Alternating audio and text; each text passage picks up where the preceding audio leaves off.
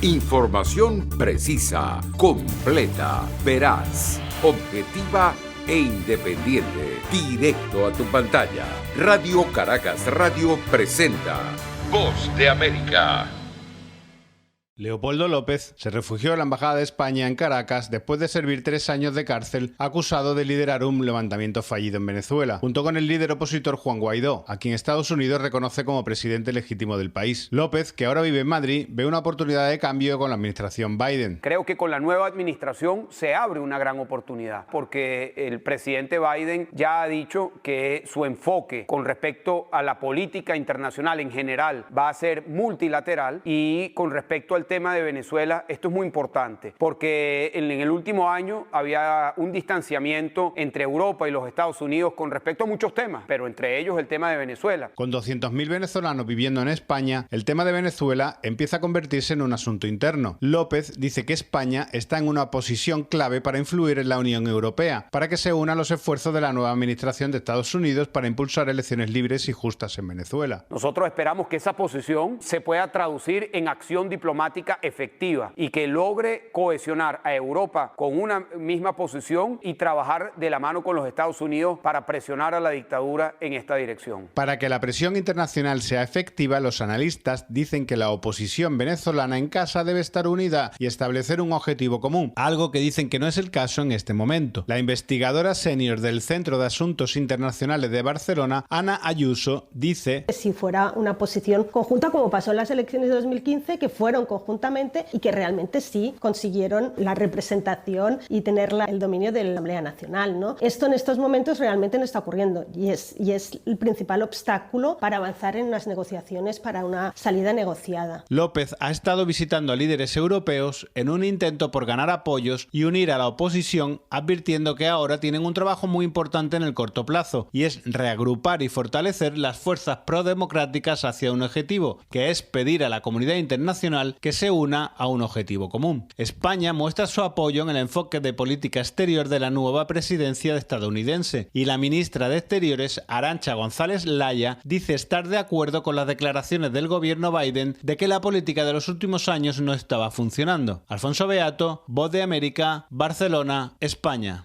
A través de un comunicado, el gobierno interino de Juan Guaidó saludó las sanciones contra 19 funcionarios venezolanos por el papel que han cumplido en acciones que aseguran atentan contra la democracia. Activistas de derechos fundamentales se reaccionaron subrayando el impacto de las sanciones a individuos. Calixto Ávila, representante de la organización no gubernamental Provea, aseguró que han tenido una aplicación práctica y recordó cuando el año pasado la vicepresidenta Delcy Rodríguez no logró ingresar a territorio español por formar parte de la lista de sancionados. La Unión Europea insiste en que las sanciones son reversibles, con lo cual quiere hacer valer estas sanciones como un elemento de presión política en la búsqueda de una negociación a la crisis venezolana. En un comunicado, la Cancillería del gobierno en disputa de Nicolás Maduro calificó las sanciones como arbitrarias e hizo un llamado a la Unión Europea a cesar lo que definió como una sistemática agresión contra los venezolanos. En tanto, Miguel Pizarro, comisionado para la ONU del gobierno interino, cuestionó la intervención de Maduro en el 46º periodo de sesiones del Consejo de Derechos Humanos y dijo que contradice lo expuesto por la alta comisionada Michelle Bachelet y la misión de verificación de hechos, que concluyó que las autoridades venezolanas están vinculadas con la comisión de crímenes de lesa humanidad. Maduro, durante su intervención, intentó esconder su negligencia, sus crímenes. Sin embargo, el sistema de Naciones Unidas sabe la realidad que hoy viven millones de venezolanos: emergencia humanitaria, persecución y crisis de migrantes y refugiados, inseguridad alimentaria, violación sistemática de los derechos humanos. Maduro centró su discurso en el impacto negativo de las sanciones de la comunidad internacional para que el Estado pueda atender a la población.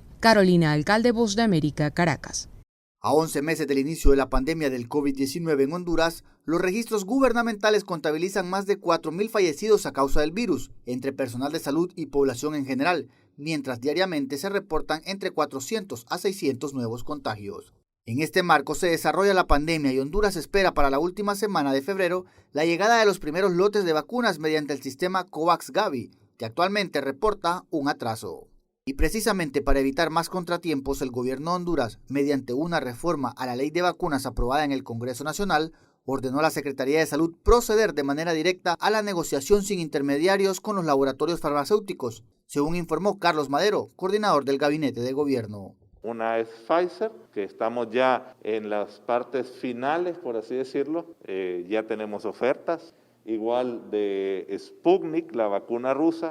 Tenemos también negociaciones con AstraZeneca. Sin embargo, Maynor Mata, presidente de la Asociación Pediátrica de Honduras, demanda frente a los casos de corrupción que han afectado al gremio médico que existan veedores en el proceso de vacunaciones. Realmente la confiabilidad se pone en duda desde el momento que dicen compra directa sin intermediario o sin avalúo. Asimismo, los organismos de investigación en Honduras mantienen varios expedientes abiertos relacionados con la compra de 32 ventiladores mecánicos adquiridos hace un año, según información del portavoz de la Agencia Técnica de Investigación Criminal, Jorge Galindo. De acuerdo a las especificaciones, no son para atender a pacientes diagnosticados con COVID-19. Honduras y Guatemala son los únicos países en Centroamérica que todavía siguen a la espera de las vacunas contra el COVID-19. Óscar Ortiz, Voz de América, Honduras. Una vez que el Consejo Nacional Electoral de Ecuador anunció los resultados para las elecciones presidenciales, se abrió la etapa de impugnación. El candidato Yacu Pérez del partido Pachacutic ha iniciado el proceso y ha pedido un reconteo de votos por no confiar en el organismo. Vamos a presentar la impugnación ante el Tribunal Contencioso Electoral. Pérez llega a Quito después de haber recorrido a pie 469 kilómetros desde el sur del país, acompañado de una multitudinaria caravana de partidarios. Está a solo 32.600 votos de Guillermo Lasso, quien pasó a segunda vuelta según lo anunciado por el CNE. El candidato mencionó: yo quiero agradecer a quienes votaron por nosotros, a la ciudad de Quito y a la provincia del Pichincha. El organismo electoral está dividido. Hay desinformación y existe críticas hasta de sus propios consejeros. Luis Verde Soto es uno de ellos. Y hay muchos nervios y tal vez demasiada adrenalina circulando por los pasillos de las instituciones. Ante los cuestionamientos de los candidatos y la ciudadanía, la Contraloría y la Fiscalía pidieron una auditoría del sistema informático y el organismo se niega a entregar esta información. El consejero José Cabrera ha mencionado: y Fiscalía quiere entrar a las bases de datos, ¿no? Una vez que termine el proceso de impugnación, se conocerían los resultados finales de estas elecciones para oficializar la convocatoria a la segunda vuelta, que será el 11 de abril. Giselle Jacome, Voz de América, Quito. Luego de más de 40 días de ausencia, el presidente de Nicaragua, Daniel Ortega, reapareció públicamente el lunes para hacer un llamado a un acuerdo mundial ante el avance de la pandemia del COVID-19 y exigir a Estados Unidos y la Unión Europea el cese de sanciones. Luego de un extenso y confuso discurso sobre historia mundial en un acto en que se recordó la muerte del general Augusto C. Sandino, el exguerrillero que es presidente de Nicaragua hace 14 años, criticó al gobierno de los Estados Unidos, pero les pidió detener las sanciones para lograr adquirir la vacuna contra el COVID-19. Esta es una situación que amerita un entendimiento global como el que se tomó en la Segunda Guerra Mundial. Que no se olviden los europeos, que no se olviden los Estados Unidos, que en este planeta nadie sobra. El analista político Bosco Matamoros dijo a La Voz de América que el discurso del presidente fue decepcionante al reiterar sus agresiones contra las potencias mundiales y a la vez pedir el cese de sanciones sin ofrecer nada a cambio. Es paradojal. Más bien, Nicaragua fue señalado por la falsificación de las estadísticas sobre el número de fallecidos y el número de casos. El mandatario nicaragüense no especificó cuándo el país recibirá las primeras dosis de la vacuna contra el COVID-19, aunque durante su ausencia 1.700.000 niños y adolescentes retornaron a las aulas escolares a pesar de la pandemia. Las universidades abrieron sus puertas sin ningún tipo de distanciamiento social, los medios oficiales realizaron bodas masivas y los hijos de la pareja presidencial organizaron conciertos de rock y desfiles de moda. Daliana Ocaña, Voz de América, Nicaragua.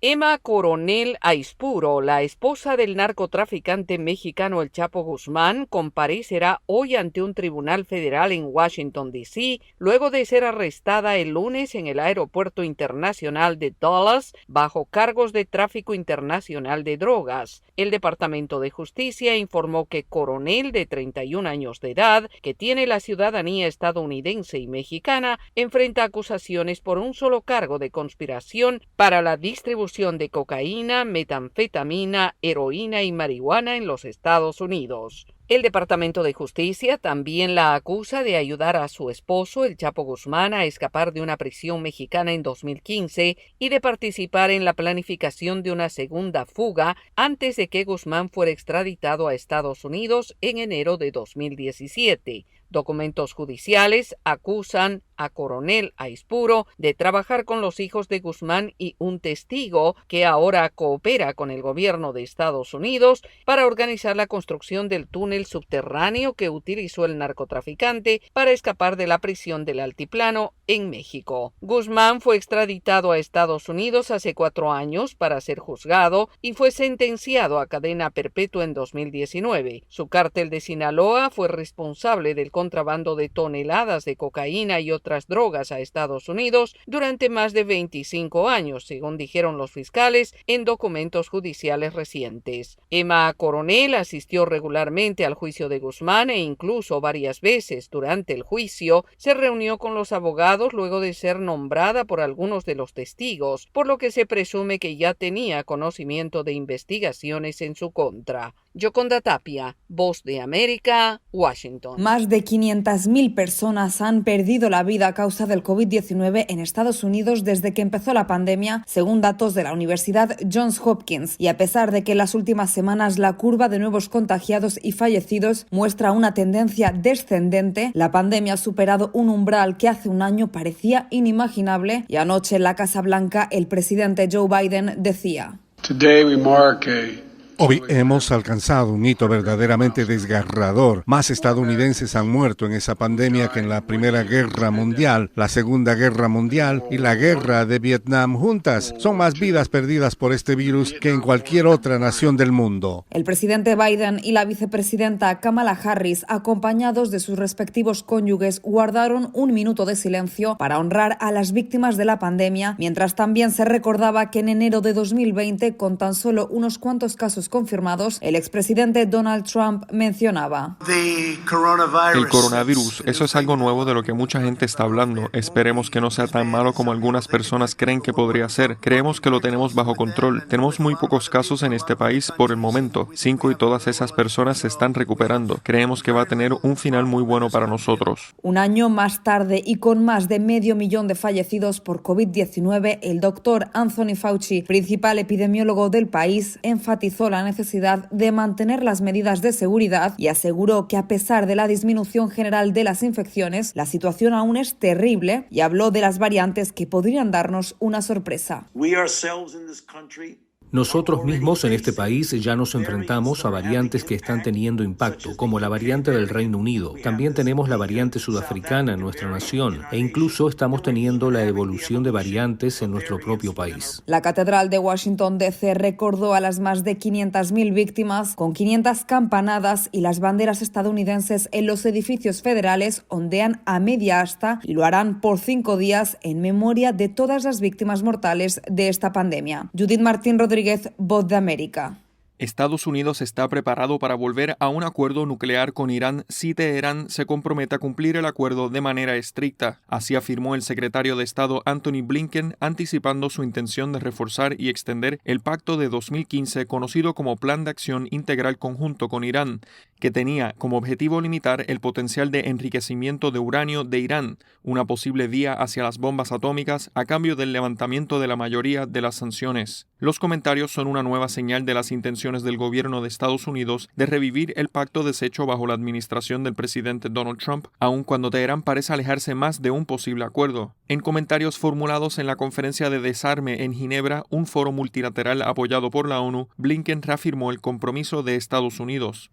Estados Unidos sigue comprometido a garantizar que Irán nunca adquiera un arma nuclear. La diplomacia es el mejor camino para lograr ese objetivo. Por su parte, el líder supremo de Irán, el ayatolá Ali Khamenei, dijo el lunes en una aparición en la televisión estatal que Irán puede enriquecer uranio hasta un 60% de pureza si el país lo necesita, añadiendo que Teherán nunca había buscado un arma nuclear, pero que si quisiera, nadie podría impedir que Teherán la adquiera, dijo. Por su parte, el portavoz del Departamento de Estado de Estados Unidos, Ned Price, dijo que el comentario del ayatolá Ali Khamenei suena como una amenaza y se negó a responder a lo que describió como hipótesis y poses.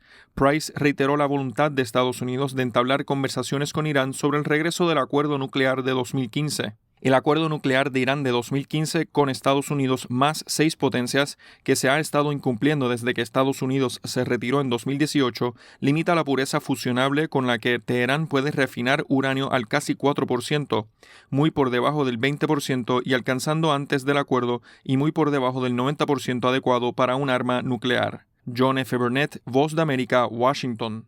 La legislatura de Virginia dio la aprobación final el lunes a una ley que pondrá fin a la pena capital en el estado del sureste de Estados Unidos, un giro drástico para un estado que ha ejecutado a más personas que cualquier otro. La ley ahora será enviada al gobernador demócrata Ralph Northam, quien dijo que la aprobará, convirtiendo a Virginia en el 23º estado en poner fin a las ejecuciones. La mayoría demócrata de Virginia, en control de la legislatura durante un segundo año, presionó para una revocación, argumentando que la pena de muerte se ha aplicado en forma desproporcionada a personas de minorías étnicas, enfermos mentales e indigentes. Los republicanos expresaron su preocupación hacia las víctimas y sus familiares, afirmando que hay crímenes tan atroces que los perpetradores merecen ser ejecutados. Históricamente, Virginia ha implementado la pena de muerte más que cualquier otro estado, ejecutando a casi 1.400 personas desde sus días como colonia, según el Centro de Información sobre la Pena de Muerte. Desde que la Corte Suprema Federal reinstaurara la pena de muerte en 1976, Virginia, con 113 ejecuciones, solo está detrás de Texas. Luis Alberto Facal, Voz de América, Washington. Información precisa, completa, veraz, objetiva e independiente. Directo a tu pantalla. Voz de América en RCR 750.